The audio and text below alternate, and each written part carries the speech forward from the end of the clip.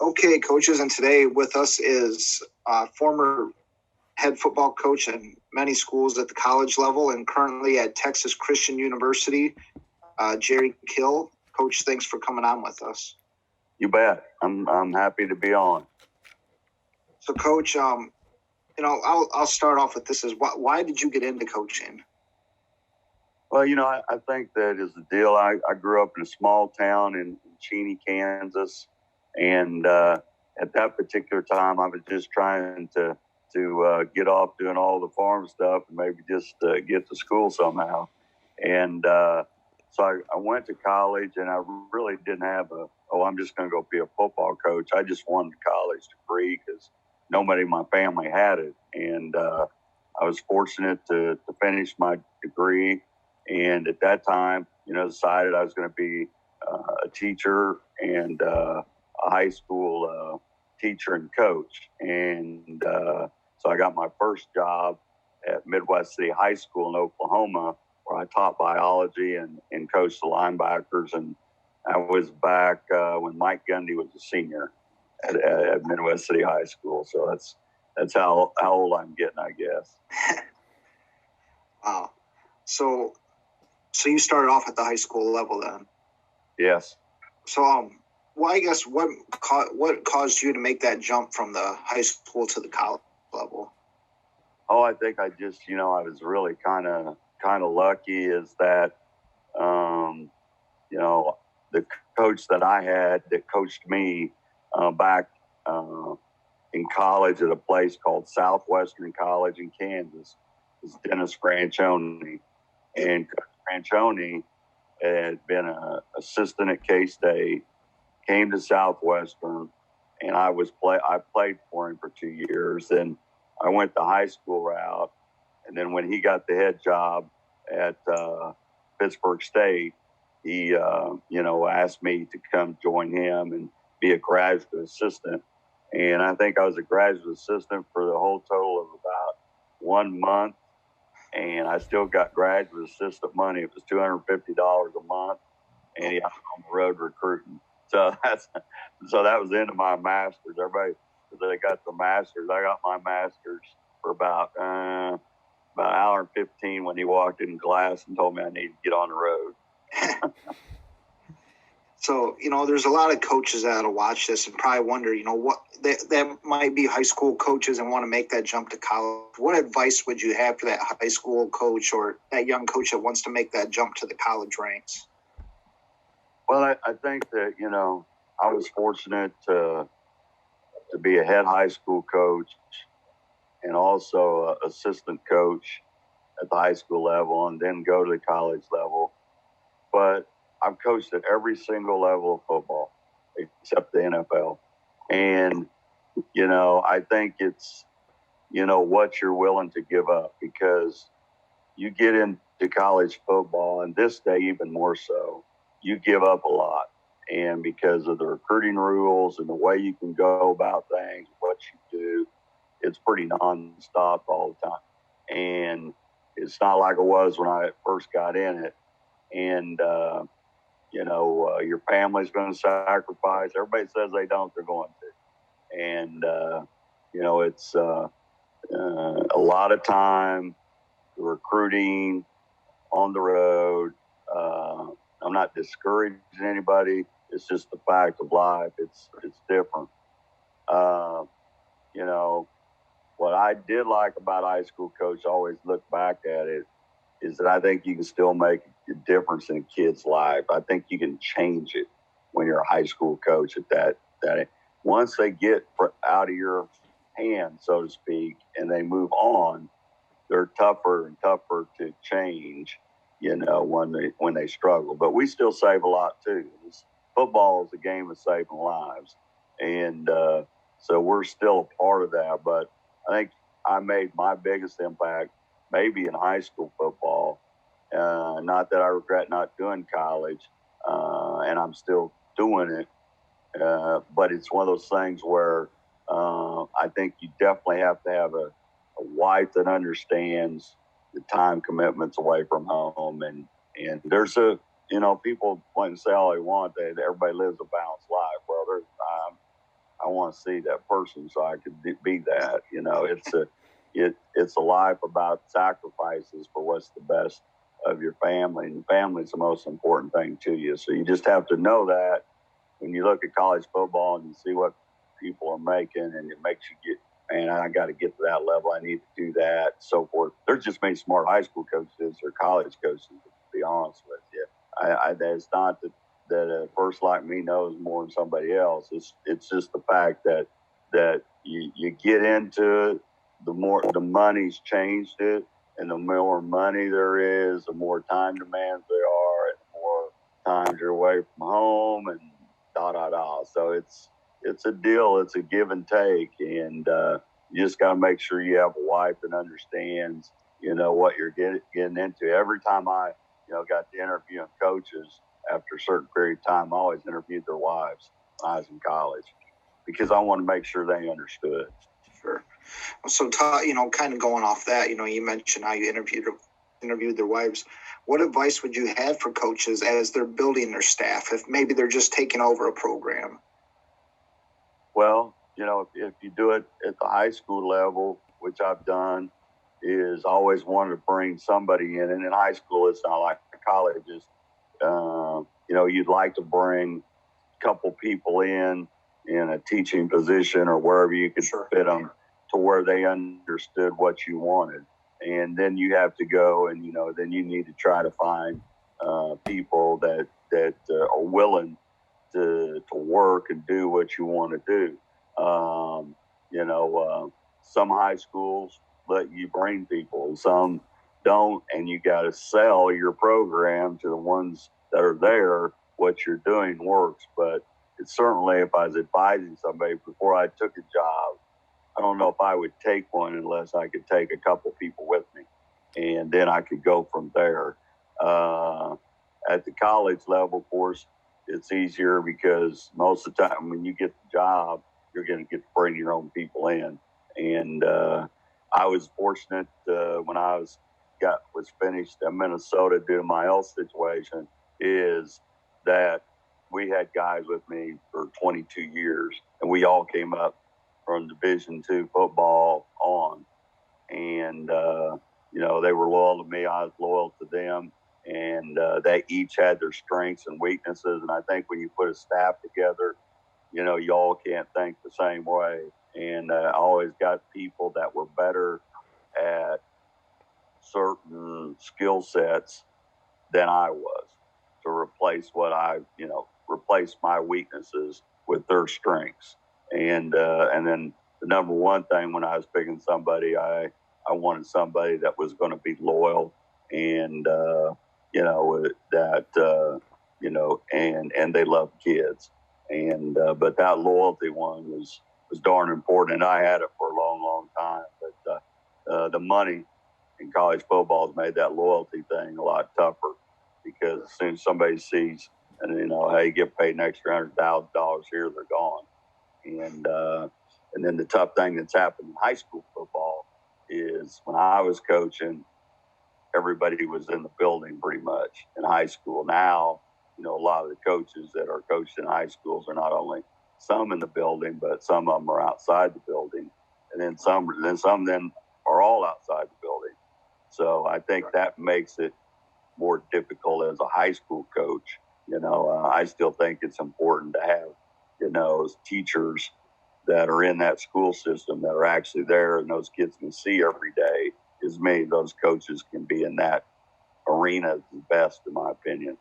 Hey, Coach, you mentioned your staff had been together for pretty much 20 plus years, but when you had to bring in somebody new because somebody either left, retired, or so forth, did you have a particular set questions to try to make sure they fit into with your coaching staff, or did that kind of just vary depending on the position and the time?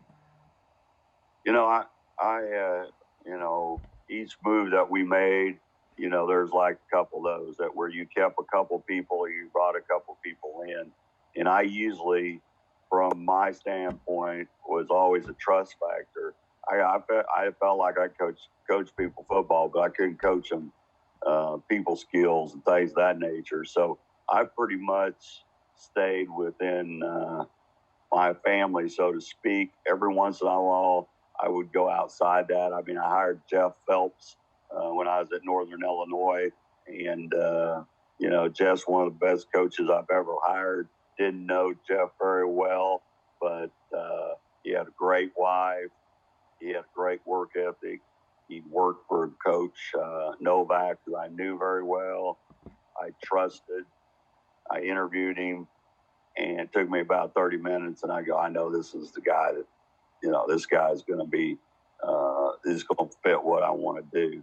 And so I think when you have a philosophy and you got a plan of what you want to be and who you want to be, it's easy to hire people, and you got to have some instinct on that too.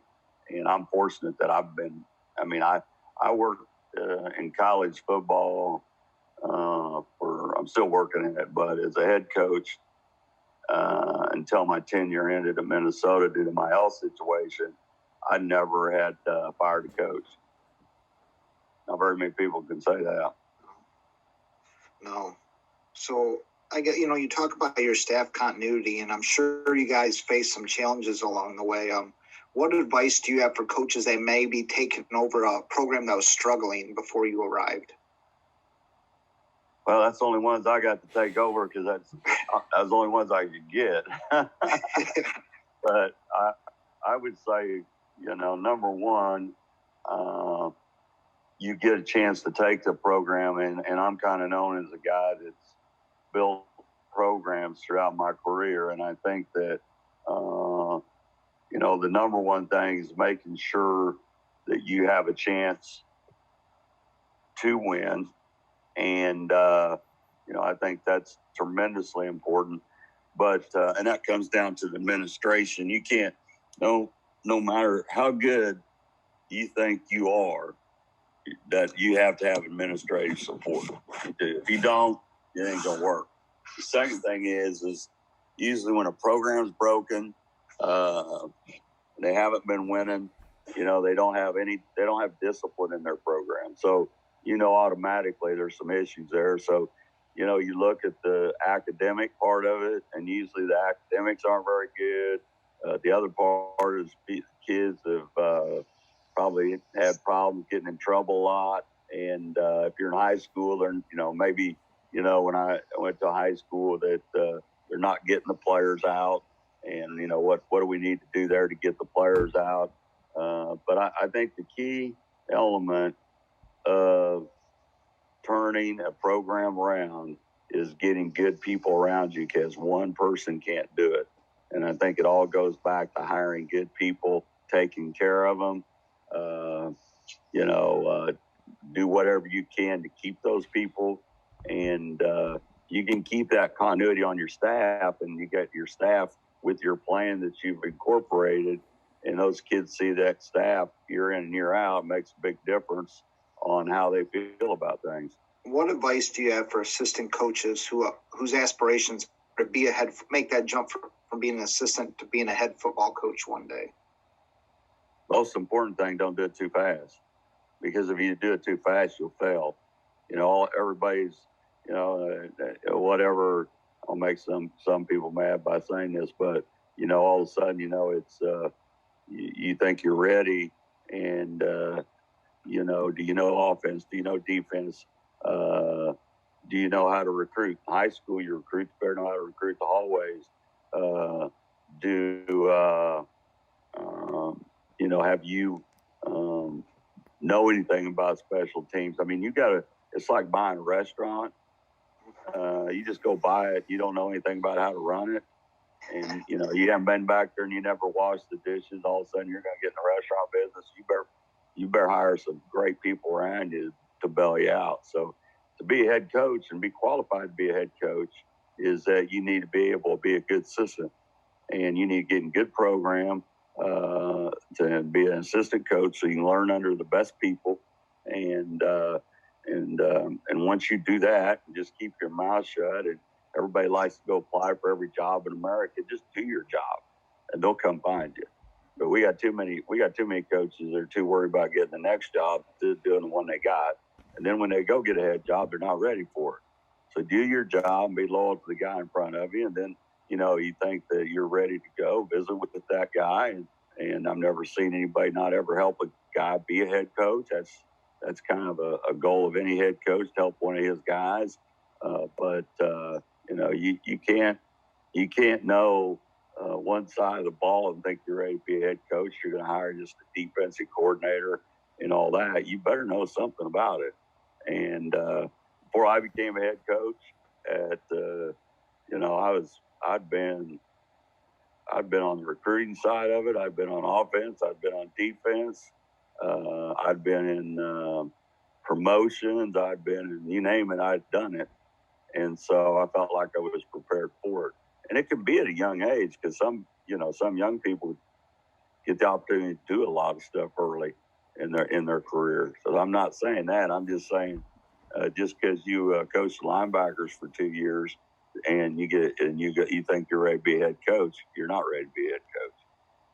Right. Well, who are some of those coaches that influenced you when you were younger, starting out? Well, probably my high school coach, Okay. Ken Diskin, who's still alive. Coach Diskin's, I don't know, in his 80s, still comes to game once a year, even as what I do now. Hard-nosed, tough. It's a different world back then. That's when they gave you salt tablets. They didn't believe in water, and so now you get sued for that, and you don't drink enough water. So he was an old-time guy, but he was a great technician, a great teacher of a lot of things. And then, there's no question that Dennis Franchione had a lot of influence on me because I played under him, then I coached under him, and he was a guy that's been very, very successful. Coached at TCU, where I'm at now, and in New Mexico, and turned that program around. Was at Southwest Texas or Texas State, turned that program around. Was at Alabama, and then went to A&M. And so he's a guy that taught me a lot of different things, and that was influence, a strong influence about where I'm at. A guy named Chuck Broyles, who was at Pittsburgh State, the head coach there, who still might be the winningest Division II coach in the country. We won a national championship together when he was a head coach. But those guys were very influential. And then there's a ton of people. I'd encourage any coach that's young to go visit. Everybody goes to clinics, and clinics are good, but it's like really, really good if you have a way to go in and visit with staffs. Even if it's another high school staff or if you're a college staff. I tell our people all the time, you need to go find out from, so-and-so, they're throwing the ball better than anybody in the country. I want to know why. What do they do? And so I don't think you ever quit learning, and so forth. And so I think, you just pay attention to who's doing it the best, and you try to go learn from the best. So I've had a lot of people that, Bill Snyder at Kansas State, arguably one of the top 5 coaches that ever coached the game just because of where he coached it and what he had to do. And Bill Snyder was a huge influence. Being me, I was from Kansas, and Bill is treating me good to this day, and I still hear from Coach. And so I can keep going, but it's there's been a lot of people that have helped me get on my way. And I think a big thing is always listening. I think Lou Holt said, keep your, you got 2 ears and a mouth, and so that's why you need, to listen instead of talk all the time. I think there's a lot of truth to that. You always want to talk, but I was a person that wanted to listen and soak up all that football knowledge I could from all the people that I could get to. And, if I wanted to try to get in and I wanted to a college coach or, whatever I needed to do, I'd find a way to do it, and that's how Gary and I hooked up together. I was coming to TCU all the way back when Coach Franchione was coaching, and then Gary and I, knew each other for 30 some odd years, but,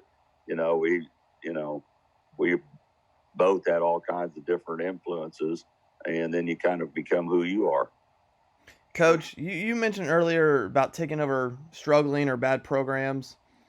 I'm always curious to ask coaches this. How did you and your staff at those various places instill the culture and kind of lay the foundation for changes that you wanted to make? Well, I went in the first day, I guess, just do the last one first. When I went to Minnesota, I walked in and I had a plan, and this is what we're going to do. I said, these are our goals, or this is, our path to being successful. This is how we're going to get there. And from day one, they got the message, and then, and then you have to set in stone what you believe in that helps you win. And you got to stick to it. And, changing a culture is hard to do. Certainly losing culture, we're going to lose, And you say, no, this is what you do. I guarantee you, we'll win. But it's you got to be different. You got to be uncommon to win. Tony Dungy talks about that. But, it's a deal where you inherit a bad locker room. I always say that. And you've got to get that locker room turned. So you put the standards up for the people in that locker room now, and that's your first recruiting class. You got to get them sold on what you're doing. The ones you sell, they'll stay and get rewarded. The ones that can't handle it, they need to go, or they'll weed themselves out because they can't handle the standard. And so if they can't handle the standard, they move on, and then you recruit. The next class comes in, and they're around better people and people that believe in you, and then the next class comes in, and the next class, and all of a sudden you turn the culture. If you're in high school, it's the same way. You get a job there, and you go in, and at Webb City High School, we were 25-1 when I was there, and walked in, didn't do any different than I did at Pittsburgh State. Or is that you walk in and you set the standard, and this is who we're going to be. This is what we want to accomplish, and this is how we're going to get there. And you do what I tell you, it'll work. If you don't, you'll struggle, and you won't be able to make it. But you laid the plan out front of them. You can't come in and not have a plan and then try to figure it out as you go. You got to come hit the road running and say, this is how we're going to do it. And, and this is what we're going to do. And it doesn't have to be kids ain't going to listen to a 25-page book or something like that. It's got to be pretty simple. I could put it on 2 pages, and say, this is where it's at. This is what we're going to do. And, and so it's a deal where, pretty much that's what we've done. So looking back over your career and, the turnaround you did at various stops, what would you say is probably the number one thing your staff did the best as far when they were turning around a program? What's that one aspect you guys really did well? We recruited to the system. We recruited the people that, we weren't going to beat the Ohio States of the world and some of those people in recruiting. I never asked, well, this guy a 1-star, 2-star, 3-star, 4-star, 5-star. We recruited to the system. We recruited to who we were going to be. And we evaluated from film what we wanted and what we needed. Bill Belichick does that in NFL as good as anybody. Now he had Brady at quarterback, or did have, but still he recruited to the system that fit that system. And I think that our staff did a great job recruiting people that could handle me as a head coach. They knew my discipline and what I stood for, and that would fit in to how we did things. And it may not be always the most talented guy for another program, but it was the most talented for us. And so we had to get those kids that we were going to do. We had to get those play hard, tough-nosed kids and sell them on what we were doing. And some kids couldn't play for me, and some could. And I think what I mean by that is that We had the phrase, we're going to do it one more. We're going to do it better. We're going to work. We're going to do this one, a little bit better. And I got that off of Navy SEALs. But it's one of those things where, we knew we had to be different because we didn't have the same, facilities and flash and all that stuff that everybody else did. So we recruited off relationships with people that we knew and kids that fit in what we do.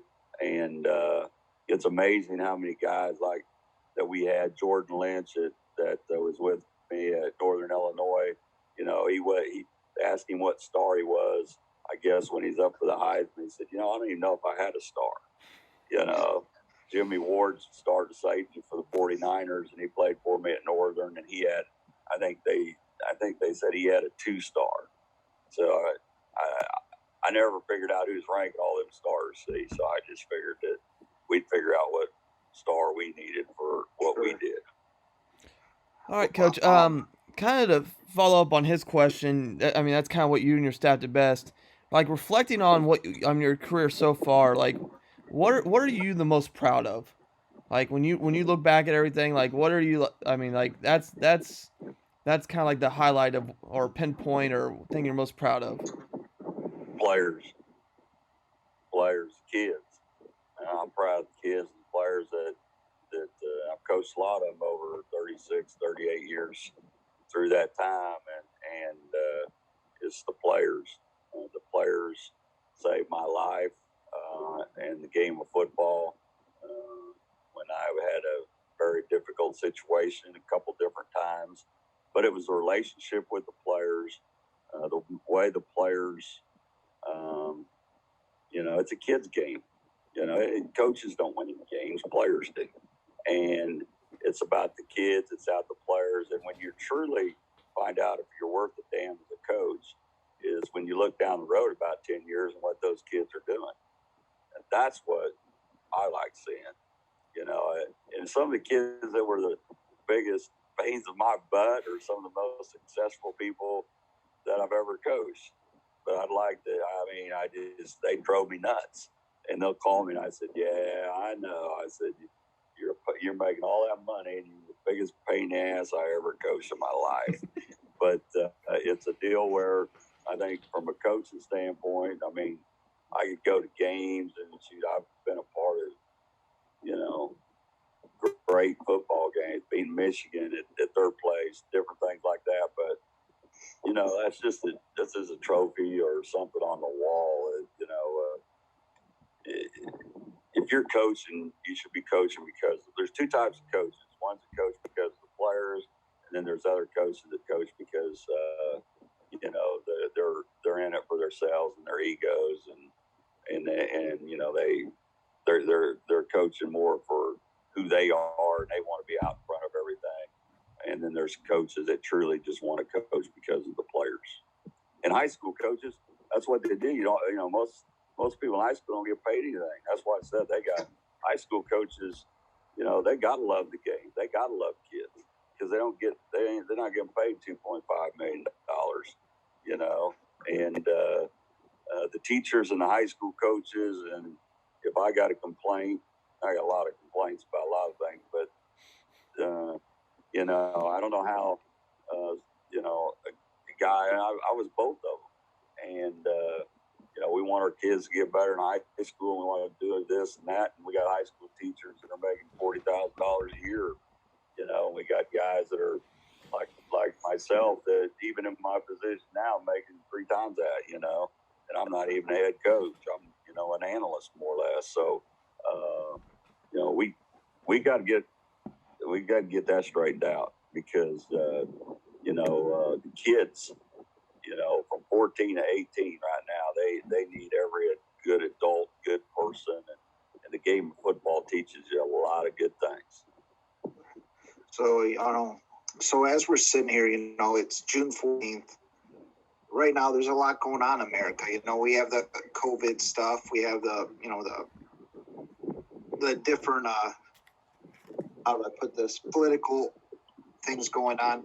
I guess my question is this: is as there's all these states of uncertainty and unrest and uncharted territory, what's your advice for high school coaches as they may begin starting to work out with their teams? And what message would you give your team if you were a high school coach with all this stuff going on right now in the world? Number one thing I'd tell them: listen. That's the words of advice that I would tell the coaches. Listen. And I told them that 5, 10, 15, but as years go by, times change, things happen, and you have to listen more and more to the young people right now than you ever have in your life. And so listen and learn and communicate and care, and that's what I'd tell them. Thanks, Coach.